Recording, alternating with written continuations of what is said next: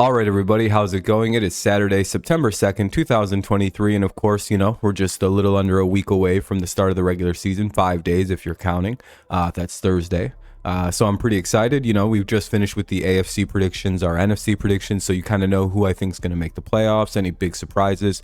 So it's only natural right before we get to the playoff predictions that'll come out tomorrow that we go over our award predictions, MVP, Offensive Rookie of the Year, Offensive Player of the Year, Defensive Player of the Year, Defensive Rookie of the Year, Comeback Player of the Year, the Coach and Executive, and then finally the MVP. So we have some 9 awards to give out. Basically, it's just kind of how I think the season's going to play out. It's if you remember, I had the Bengals finishing high, so you may see some of their players win awards. Some of the Lions may win awards. Just it's one of those things where you have to kind of look at everything, consider how the team might do. Just whatever you may think happens with awards and all that. These are just rough predictions, and when I'm going over them, I'll give who I think might be a second close. If I think the award's going to be close, if not, then I'm just going to be it's a unanimous thing, and I'm pretty sure this person's just going to win the award outright. Excuse me.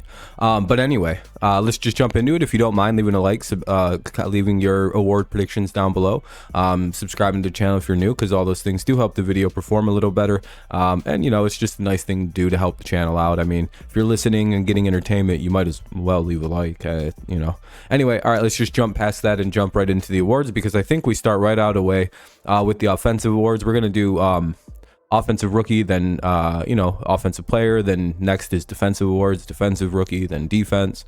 So just kind of give you an idea how things are going to play out. Yeah, all right, easy enough. Offensive Rookie of the Year will be, drumroll please. Basically, before I show who it is, the way I look at this is there's about 2 people I think that could win this award this year. I'm not really too big on any of the receivers that were picked up. I don't think they're going to do anything too shocking to win the award. It's pretty hard for them. The quarterbacks are all very underwhelming. I'm not really I wasn't big on any of them before the draft started, right? With the exception being Anthony Richardson and maybe Malik Hooker, when we can see Malik, and when with Anthony, he's got all the tools, but we'll see if they actually translate in the NFL. So really it's down to him.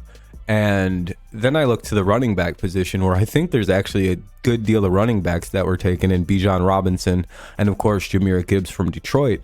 And then I look to which situation's a little bit better for a running back, and you have to go, wow, this guy might win Rookie of the Year. If he can stay healthy, if the Lions are as good as advertised, he's probably going to play a big role in that offense, right? Where it's kind of going to be pass heavy, run heavy. So you're going to see a lot of multi-purpose yards from him, a lot of all-purpose yards from Jahmyr Gibbs. Probably somewhere right around 1,000 rushing yards, maybe just under 1,000 pass yards. It's I know I'm predicting near 2,000 total scrimmage yards for a rookie, but he's very fast, very explosive, very good at running the ball. The Lions are going to use him in a multifaceted set of ways in the offense that they run. I don't know. It's not like they were shy giving touches to Swift or Jamal Williams last year. So you could see the carries go up. He's probably going to get a good amount of passing. So, you could see how he's going to be used heavily. And he's going to be on a better team than Anthony Richardson on the Colts. He's going to be in a better offensive system with more to take the attention off, because the Lions are a very good passing team. So the run is used to highlight the pass.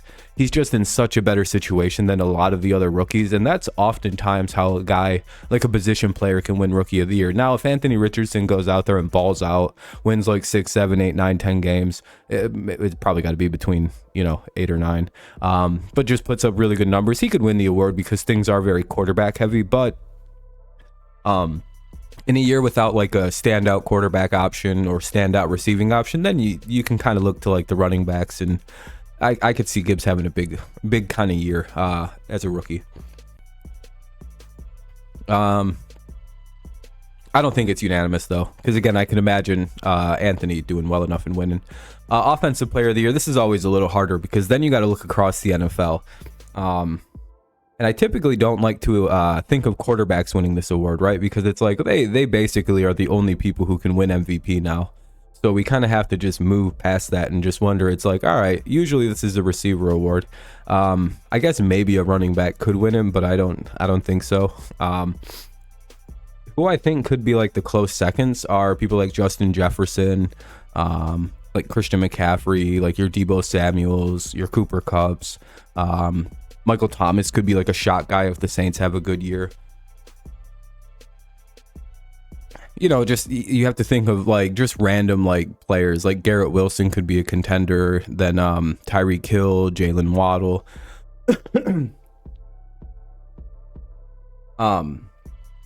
So like all of those guys, you know, with like, I think the close second will probably be Justin Jefferson, with this guy winning the award, and Jamar Chase. I think with the Bengals in my head having a 13-win season on the horizon, I would imagine Jamar Chase is going to be right around or over the 2,000-yard mark. And I think if he can pull that off with a decent amount of double-digit touchdowns, he's probably going to win the award. Again, I happen to think very highly of the Bengals heading into this year, and I'm going to be very surprised if their seasons kind of fall, if they fall flat and just kind of don't put up monster numbers and win a lot of games. You know, with Higgins on the team, though, I wonder if that like slows things down a little bit, but I necessarily don't think so, because Chase has always put up big numbers and it's not really slowing down Hill or Waddle. So, you know, the numbers will still be there for Chase, but we'll see if he can, you know, continue at the torrid pace he started his career at. Yeah, I think this is kind of how I'm feeling pretty good about the offensive awards here. I don't really have stat lines for you for Jamar. Again, I'm thinking I gave them to you. I already did that. I'm guessing around 120, 110 catches, somewhere in that range, 110 to 120. Again, right around 2,000 receiving yards. Probably let's go over 2,000. Let's go 2,100 or 2,053, and let's go with 14 touchdowns, 15 maybe. That's probably offensive player of the year material. And then Jahmyr Gibbs, like I said, right around 2K total, just under 1,000, maybe just under 1,000 in both departments, for good for like 1,750 total, with about 12 total touchdowns. I think that would be a really good, that's like a runaway rookie of the year, with stuff like that. All right, let's go to defensive awards. This is actually a category I'm very good at. One of my biggest calls ever was my hot take that in 2019 Gilmore would win Defensive Player of the Year, and that's why if you ever watch my streams or anything like that, you'd notice a Gilmore jersey in the back, the 2-4. I bought it because I got that prediction right. So, Defensive Rookie of the Year. There's a lot of good candidates this year for this award. The only reason, I think it comes down to two players, and I think it comes down to the Jalen that the Eagles just drafted. Oh my God, it's not Jalen Hurts. Jalen Carter, right, there we go. I was like, oh my God, I can't remember his name, but Jalen Carter, or I think it comes down to Christian Gonzalez of the Patriots. Excuse me. And the reason I think that it's comes down to those two is because I do think that Carter is probably the best player of that Georgia defense. I don't really think highly of the other guys, but it does seem like Carter's tearing things up. Looks like he's going to be a force, could be a double-digit sack guy as a rookie, and you know how the NFL loves defensive linemen. They like to promote those guys, but I could also see him being a little bit like Jordan Davis, where it's kind of like a slow start if he even gets started. It just seems like something's a little bit weird about some of these Georgia defenders, and when they get to the NFL, maybe like a year or two, they need a little development time from the fact that there was just no competition for them. I don't know, it just seemed like Nakobe Dean and Jordan Davis have been kind of replaced and pushed to the side, unless they're planning on some weird ass new scheme. I don't know, but and I think with Christian Gonzalez, the guy who I have winning it, I think one of the most fortunate places you could probably go as a defensive back is to New England. But for whatever reason, Bill Belichick always produces these corners that have high picks. They have very low touchdowns allowed, low yards allowed. They put up very good numbers in his systems. We could see it with J.C. Jackson, Logan Ryan, Malcolm Butler. Like the list, like those are just guys like Stephon Gilmore played his best football in New England. It's just like this constant long list of guys that we could keep going. Like everybody who plays defensive back seems to play best in New England because of Bill's system. And now we have arguably one of the more talented guys that the Patriots have ever had, like just pure talent in the secondary, is Christian Gonzalez. And now Bill has a chance to mold up this super talented young corner into like his idea type of defensive back player. And this could mean that this kid's going to run away with a lot of picks this year for a rookie. He could be a lot of passes defended. He's going to have low numbers against him because, again, he's going to be put in a position to succeed. He's with one of the best defensive back coaches in probably the NFL in terms of like just always seeming to like create a good standout corner from his defenses. Like, so again, he's just in the perfect spot with the perfect coaching system and the perfect defensive system, and he's going to get a lot of them flashy picks, a lot of those big play moments that people who like vote for these awards tend to see. And I think it's going to be one of those things where it's like, yeah, that's going to be tough to beat. Again, it's just the Patriots defense seems to take those super talented corners and turn them from like 7 or 8 to like 13 out of 10. And we could see that quickly with Gonzalez. As long as he can pick up the speed of the NFL, he's probably going to be a monster corner while playing with the Patriots. Just like everyone else. Like, they take UDFAs and turn them into like all pro caliber corners. What are they about to do with a kid who comes into the NFL with the potential of an all pro caliber corner? That's insane. That's why I like Gonzalez just ahead of Christian Gonzalez. Like, it's going to be real close. Defensive player of the year. This one was tough. I had no idea who to choose. It was almost Sauce Gardner, but I don't really know if he can. It's really hard to pick a corner to win defensive player of the year. I'm going to be very honest. They can win the rookie of the year, but it seems like them actually winning over an edge rusher is just about impossible. I really wanted to pick Sauce and just be like, it's pretty easy. I think he could finish in second or third, but again, the voters just seem to like, you have to like be nearly perfect. I guess Sauce could do it, but I wonder if like, I'm not trying to say he's like a holder, he commits a lot of penalties, because that's just kind of making excuses. But he, there is a lot of that going on, and I wonder if like in the voting for DPOY, not DROY, they'll take the hand holding, the pulling, the pushing a little bit more serious, because they might. I have no idea how they consider that for veterans versus rookies. You may excuse it more from a young player compared to an older player, but I'm more prone to think that an edge rusher wins this award this year. And my early pick was Chris Jones, but it sounds like he's going to miss a ton of the season. And I'm not really sure about my actual pick in fucking Nick Bosa, because now it sounds like he's going to miss a lot of the season. It's just like, oh shit. Well, we got a couple holdouts on the picks that I've made, so I'm not really certain as to what's going on. And I almost just was like, fuck it, we're going to go Sauce Gardner, because two of my top guys, literally it was Chris Jones 1, Nick Bosa 2. And then it was like, all right, well, TJ Watt, I guess if Nick doesn't play, I guess it would be TJ Watt is my next pick. It's probably TJ Watt. He looks like he's a man possessed in this preseason, ready to get back on his. So I guess you could kind of like asterisk or caveat this one is like, I guess if Nick and Chris Jones really don't play that much this year, then it's either Sauce Gardner or TJ Watt, with me leaning kind of toward TJ Watt over the corner. No offense to Sauce, but it's just corners rarely ever get this award. All right, we'll move on now. We spent a lot of time there. But again, this is probably TJ Watt if Bosa doesn't play enough games. Well, this one was tough. It took me 7 days to figure this award out. It was tough. The Comeback Player of the Year award this year. It was, you have Russell Wilson up there. He plays good this year, he could win it.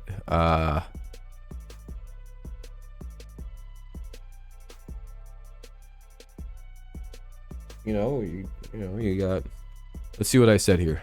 This oh, I'm contradicting myself. Apparently I lied. Apparently this one was very easy. DeMar Hamlin of the Bills. Literally, this guy's got to play one game and he's got the award locked down. He can be on the practice squad for 16 of 17 games and he's got this award locked down. The only way he could possibly lose this shit is if they kick him out of the league for the headhunting stuff that he was doing a lot of as a rookie last year. Hopefully he decides not to do that this year and tackles correctly.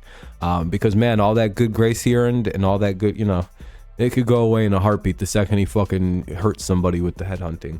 And then all of a sudden that award goes somewhere else. So hopefully he stops doing that. And, he's a young player, so he'll probably grow out of it. But again, he's got to stop doing that. But again, I'm happy that he's able to still play football. I'm very happy that my prediction that he'll come back to the NFL was right. I'm very happy to see that. NFC. Oops. What did I? Oh, I didn't change this. You could tell that this was I make the slideshow, whatever. Anyway, this is the coach of the year and executive of the year. Usually this is like a tandem award. You can pretty much, most of the time it's a tandem award. Sometimes it goes elsewhere. Really, I think that there's only one option here. Unless somebody just does something crazy. Because again, I don't know if Sirianni can win it unless the Eagles like have like a 14-15 win season. Don't think Andy Reid can win it. Because again, these guys are expected to do good.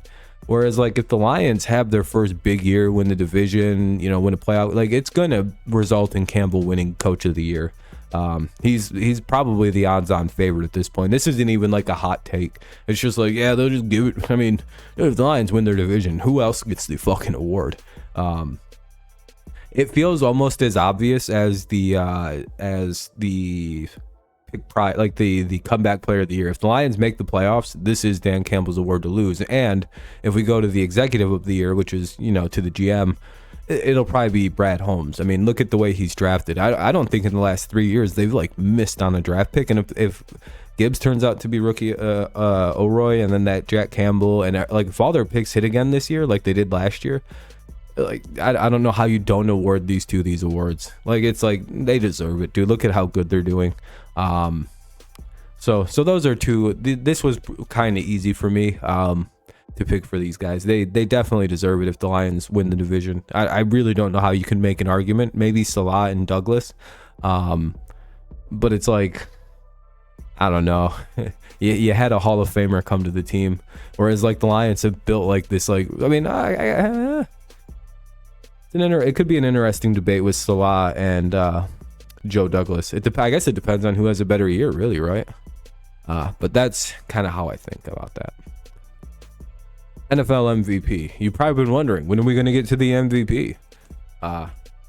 This one is very easy. No, I just keep contradicting myself. But no, this one was really hard. I think Mahomes will be a very close second this year, with Mac Jones finishing in third with a good third of the votes. No, I'm just kidding. Mac won't get any votes. Maybe 1 or 2 votes. If I had to vote, Mac would get 1. That's for sure. But yeah, I think it'll come down to guys like Burrow, Mahomes, Allen. Rodgers will probably get some votes. If the Jets are good, they'll just give Rodgers the MVP, and it'll be fucking annoying. But I don't know if the Jets will be good. I think Goff might shock people and get a vote or two if the Lions win the division. But ultimately, it's like, all right, the 13-win team in my head, which is the Bengals. I think that Chase is going to have that 2,000 yards, which means Joe's going to go right around 5K. He's probably going to throw right around 50 TDs this year. I mean, I feel like this is a huge year coming for the Bengals. I feel like an explosive year coming for them. You know, they're entering the season rather healthy. Burrow's good to go. His calf's all healed.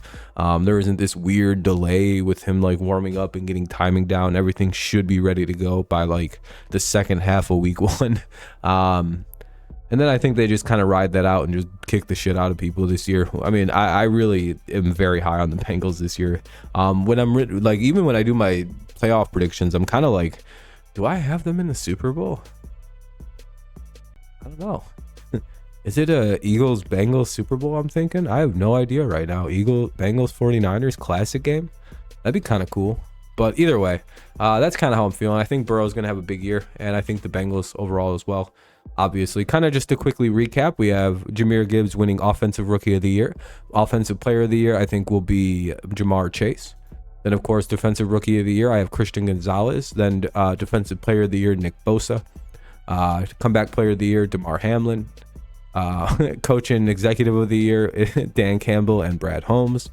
And then, of course, NFL MVP will be Joe motherfucking Burrow. All right, thank you so much for listening to my predictions. I hope you enjoyed them. Make sure you leave your predictions down below. Leave a like, subscribe to the channel, all that YouTube stuff here. Does help us out. And I'm really curious as to see what your awards are looking like. You know, as you can tell, I comment back on everything, and we're just 1 day away from the seasonal or the playoff predictions. That'll be very fun to do. I'm very excited to do some playoff predicting. Ooh. What else? I think that's about it.